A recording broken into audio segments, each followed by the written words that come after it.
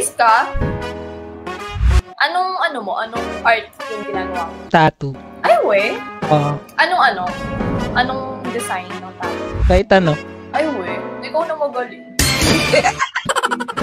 Hindi, bago pa lang din ako. Ay, iba yung drawing ko dito ginagawa. Ano siya? Anime style. Gusto mo ba? Ay, we? Paano? Ano lang, 1 minuto, i-drawing kita. Ay, we? Sige, sige! Oh my gosh! Taga saan ka ba? Rizal, ikaw? Tama-tama, pauwi na ako sa Antipolo. Oh, malapit lang ako dun. Sige, kita tayo pag uwi ko. Sure. Uy, sana all! Ilan taon na ba? 21. Let's go!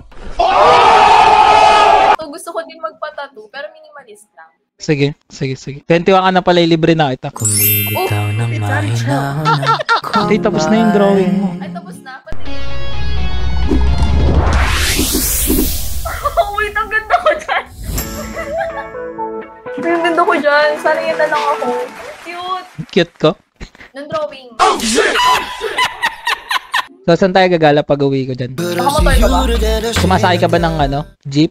Oo naman. Tingin mo sa akin. Mukha kang rich kid eh. Ay, hindi. Mukha ba akong rich kid? Yung kurtina nyo kasi wala kasing tatak eh. No. Hindi bulaklakin, no? Oo, hindi kasi bulaklakin eh.